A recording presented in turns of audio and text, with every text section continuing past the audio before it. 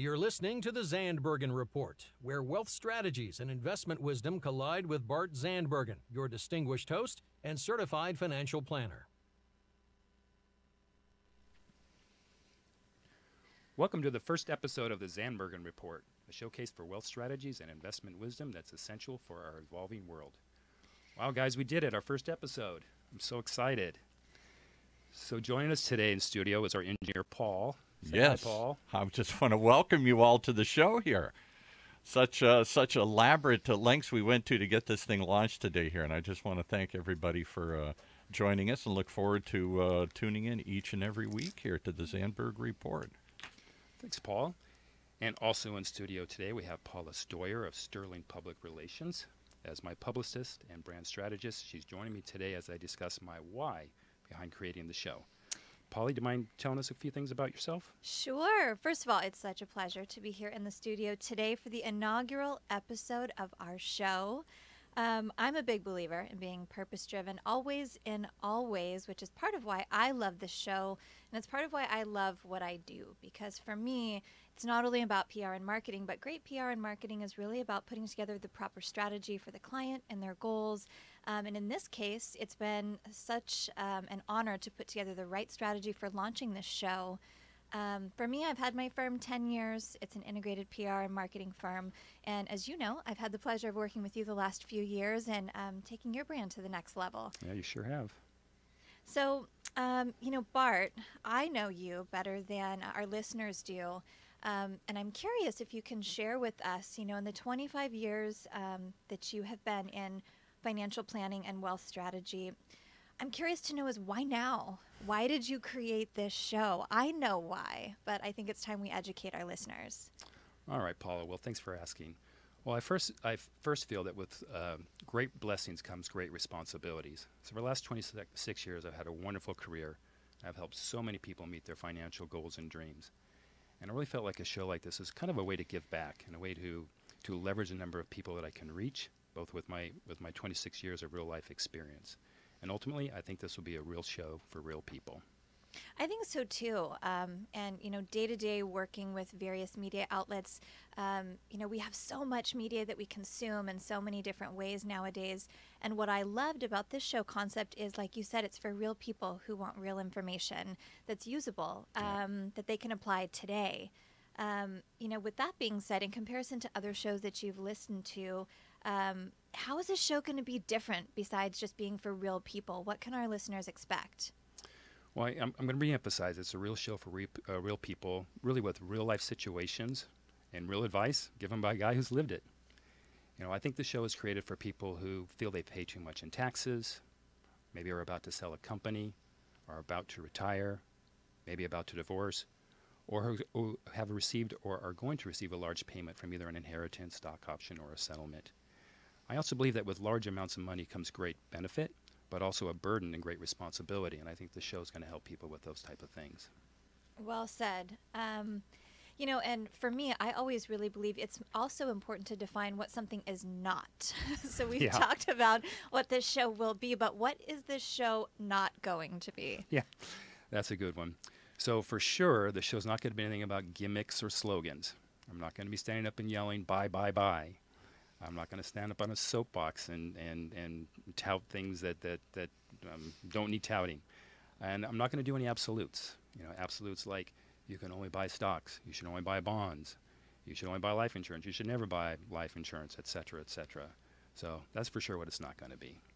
One thing that I've, really loved about you and working with you is when you talk about keeping things real and you talk about this show being for real people, I think that's part of what your clientele and your friends and your family are so attracted to you by is you're a real person.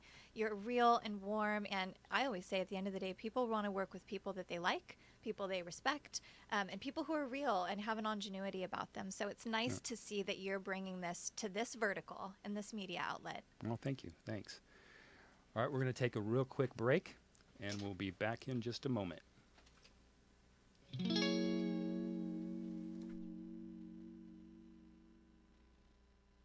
Imagine what it would feel like to lose everything. Your job, your home, your family, your dignity. This has happened to thousands of the men, women, veterans, and young adults we serve at Working Wardrobes. What do we do to help? We provide career development services, life skills workshops, job skills training. We provide the perfect interview outfit, and we get clients placed in jobs. Call Working Wardrobes, 714-210-2460. Donate, volunteer, invest, hire.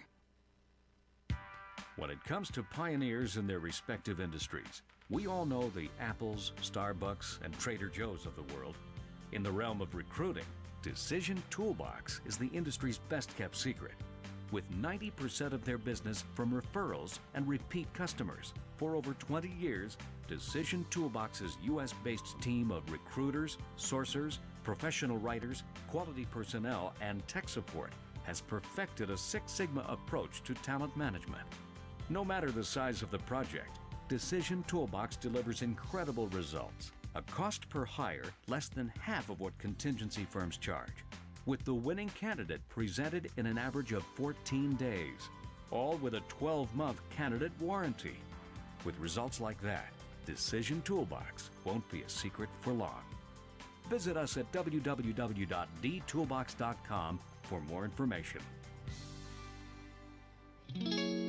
All right, back to wealth strategies and investment wisdom on Zandbergen Report.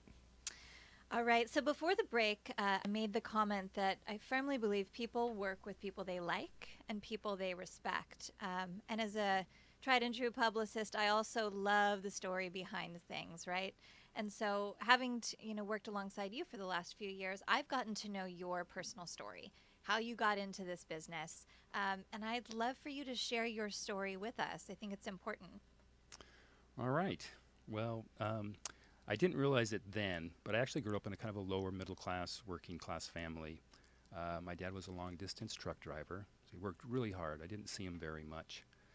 But I knew he loved us just by how hard he worked. When he switched from long distance, he took on kind of more of a local route, but he was still gone all the time, 12 to 14 hours a day, often gone before I woke up and back right after we went to bed. But what I learned from my dad, was just a work ethic, and that's something I've carried with me my entire life. I also learned something about risk. So he had a friend, bought his own truck. He had a fancy truck, nice cars, and seemingly a much nicer life than we had. So my dad, I don't know how he did it, somehow bought a truck. And unfortunately, within a couple years, it failed miserably. He lost the truck, and it ended up being a disaster. So that was a life lesson also, and this was about risk. Sometimes with risk comes great reward, and sometimes with risk has great failure. So my mom, she was a homemaker, and she did whatever she could to make ends meet. And for her, she became basically a child care or a babysitter. So she raised 3 kids on her own, plus usually 2 or 3 other kids during that time. And as kids, we certainly didn't, we wanted things, or a lot of things we wanted, but we didn't need anything. So what I learned from my mom was the value of living below your means, and no matter how much money you make, to save. And that's an important lesson. And also the difference between need and want, which are completely different things. And I think to learn that at such an early age is huge, and just your outlook on life in general. Yeah. And that lesson became more apparent as my 16th birthday came around. Everybody wants to drive, right, and get their car. So my want was a Porsche. Of course. And what I needed was a Volkswagen Bug. I see. So, but the story behind that, I think, is relevant in that this 1970 Volkswagen Bug in 1976 was $1,400. By the way, I've seen pictures of this Bug, and I love that Bug. I actually do, too. I wish I still had it. Aww. So by 16, I'd already saved $700. My mom had taught me how to save.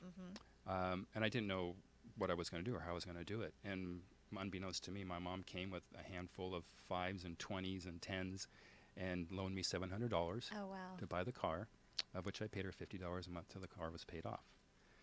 So even after my mom passed away just a few years ago, and she was in a much different life, and money was not an issue, but my sister went through her her stuff, and tucked away in her underwear drawer was over $10,000 of small bills that she continued to squirrel away. Wow. So just, a lesson that I've taken through life that and into my career as well. Well, and what's interesting too is you said later in life, she was in a different position where, she probably had access to much more, but she still lived below her means and she still saved. Yeah. So she never forgot how important that was. And that's something she instilled in us and that I still use today. So something I don't share that often, but another character builder in my childhood was that I actually grew up an overweight, introverted, intellectual, which at that time was like wearing a target on your back for bullies. And, and it was. I was bullied both emotionally and physically. And as you know, kids can be really, really cruel. So true. So on top of that, think of your middle school days, how transformational that is. And how awkward it is for all of us, right? Right. So I remember going to middle school, everyone, well, sure seemed like everyone, wore Levi's jeans or Levi's cords. That was a cool thing. So I got to go to school in JCPenney plain label jeans. And just to make things better, from the Husky section department. Oh, no. Poor thing. So even to this day, the word Husky just puts shivers up and down my spine. So every time I talk about my Siberian Husky, you must hate that. if you could just stick with Siberian, I'd be so much better. Noted. All right, transformational. 1976, a movie came out.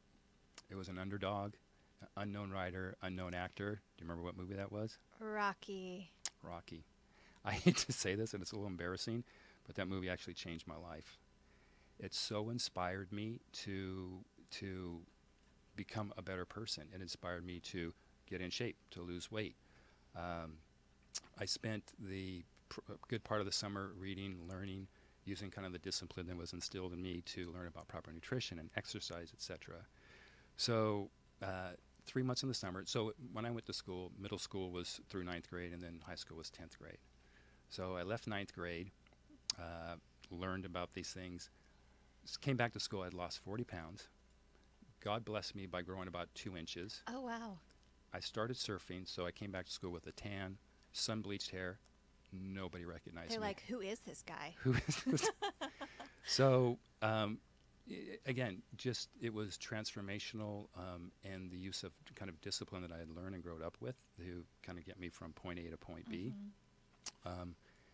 And ultimately, too, I was really never the smartest kid in the class, but I got straight A's all through school. And it was through the use of my discipline of studying hard and knowing what I needed to do to get to the next level. So I used the same discipline that I used to get the great grades to help with my fitness program that actually, many years later, I continue to follow the same, well, a more evolved, but still a health and nutrition plan. So time goes on. I graduated college, Cal State Fuller, with a bachelor's degree. And I had a wonderful career in the computer industry. They didn't call it technology back then. It was computer industry. And I had reached a level of success that I obtained my own financial advisor. So I needed some help with my own stuff. And right around the age 30, I just woke up and realized, I have a wife, 2 kids, house, but just didn't feel fulfilled. I felt like I needed something. And ultimately, I figured I kind of put it together. Like, I wanted to help people, and I wanted to change lives. So I kind of walked around aimlessly, knowing that I wanted to do something. And my advisor at the time, who became a good friend, he was a very good advisor and was very good about asking about goals and objectives. And I shared with him my idea. And he said to me, why don't you consider a career in financial service or wealth advising? So, like all my serious decisions, I think about it for a long time, months. But what's really interesting, and this is very true also, with my biggest decisions in life, this one particular morning, 2 a.m., I woke up, complete clarity. I knew exactly that's what I needed to do. I was going to pursue a career in financial services. And isn't that so interesting? I mean, you didn't know that conversation was going to take place. That seed was going to be planted for you to think about. And through that, you found your true calling and your true purpose and true fulfillment. Yeah. I mean, it's 26 years later and still here. So interesting how life works. Yeah. So when I decided to share this with the people around me, people close to me, they said, so you're going to leave a high-paying job with benefits for a career that has no pay, no salary, no benefits, oh, and by the way, 90% fail rate in the first 3 years. And I said, yeah, that's what I'm doing. So they thought you were crazy. Pretty much, pretty much. So, as I said, that was 26 years ago. This is my 26th year in the business, and I still use the discipline instilled in me as a child to be the best advisor I can be. I mean, I work diligently with my clients and be in the help them to meet their financial goals and dreams. And I've had the privilege of building valuable relationships with my clients that have real meaning and purpose, with a difference that I can only see, but I can actually also measure. You know, along the way, I've used that discipline. I know I've overused that word, but I've obtained my certified financial planning designation, my certified divorce financial analyst designation. And at the end of the day, I think that the measurement of wealth is more than just money or things. I think it's, in addition to money, wealth is health, it's family, and it's work-life balance. I mean, I myself, I think I'm blessed with good health. I have 2 grown kids, 2 grandkids. And just because life wasn't just calm enough, I have a 2.5-year-old toddler. She's darling. She is darling. And I have a beautiful wife that inspires me every day. Yes. So I really feel that I've been able to get that work-life balance. But I've also been able to pursue my passions, fitness, as well as not many people know this, but I'm also a certified sommelier based on my love of food and wine. And then more than anything, I get to help others achieve their personal goals and dreams, doing what I love to do. And you make a great point. I mean, wealth is so much more than money. Oftentimes, that's what we correlate, but wealth is so much more, and it can mean so many different things to so many different people. And a lot of it has to do with this idea of achieving balance, which I think is a daily fight for all of us, right? Yeah. But you know what? It's part of our evolution, and I think how we grow as humans, right? To figure out how we can achieve that. Right. And we need right. to have the right discipline and the right structure to do so. Right. I think the holistic point of view to wealth planning is really where it's at. Again, it's just more than money and things. Right, that 360-degree perspective, and Yeah. not just looking at something through one lens, but considering, what's going on in someone's personal life, professional life, Oh, long absolutely. term, what the goals are, what's going on with their kids, Yeah. so on and so forth. It's multidimensional. Yeah. Which from working with you, I've certainly learned. Again, you've talked about discipline a lot, and I know this is a tough question, but I'm just wondering, if you could sum up the role that discipline has played in your life overall, what is that summation? Yeah. So first of all, it's certainly one of my core values, and part of it, I think I was born. I just think I was wired that way. I mean, my wife thinks I'm sometimes just a nutcase, because if I have something that I'm, it's a goal or a dream or aspiration, that nothing's going to stop me. And ultimately, this is one of my favorite sayings, and I've shared this with you before. And how do you eat an elephant? It's one bite at a time. So whatever that goal or dream is, I put the discipline in place. Like, it's just what steps am I going to take, and it's the same thing I share with my kids, and hopefully they'll remember that someday. Well, and a lot of times people think something isn't achievable because they just can't wrap their minds around how to go about it. And I know the world of financial planning is so complex, so many regulations and things, and there's just a lot of information to digest. And so it's very helpful to have someone who is relatable and has a holistic view of working with an individual, all ages and walks of life, in order to break that down into digestible pieces. Yeah. I know for me it's a complex topic, and amen, it's not my industry, but I lean Yeah. on professionals like you for that. Yeah. I handle the other side of things. So, like, I said earlier, the discipline, I've used that, in all areas of my life, health and fitness. I was the fat kid that was picked on, and later in life, I've entered fitness shows. So I've used that to become healthy, and I've used it in my surfing. My passion for food and wine, I've used my discipline to become a certified sommelier, which I don't know exactly, but I think there's less than 5% of non-industry people obtain that designation. There's a funny side story to that. I studied so hard for that, and this falls under the category of my wife thinking I'm a nutcase. And before our toddler was born, so it was every night after work, every weekend, and it was right before the test, and the test is all day, and it's 3 parts. I had all my index cards laid out, and I was studying, and just as go time, right? So just got to have the picture. and everything's spread out. So I have everything spread out on the bed. And my wife walks in and just little tears running down her face. Oh. Honey, what's wrong? And she said, she looks at me with complete sincerity. She goes, "Are you having an affair?" I go, You "Honey," said yes with wine. I go, "Honey, if you mean with these business cards," and I go, Aw. "Give me 2 days. Give me 2 days." So anyway, Oh. perhaps I take it a bit too far. But besides that, I mean, I use discipline to be the best father and husband I can be, and of course, it's a driving force in my wealth management. And if we take, I mean, let's take this year for example. The market started out insanely great, and so what happens? Clients call, people call. The stock market is so great. Shouldn't we have more in stocks? And I say, we got to stick to the program. We got to stay disciplined to the program. Stocks don't go up forever. The last few days, we've had a little bit of another issue, right? The market is not doing so well. It's tanking. So now I'm getting calls. Should we be in stocks? Do we need to get out? Stick to the program. The program works. Got to be disciplined. So it's just a big part, again, not only all parts of my life, but specifically in what we do and how I help my clients.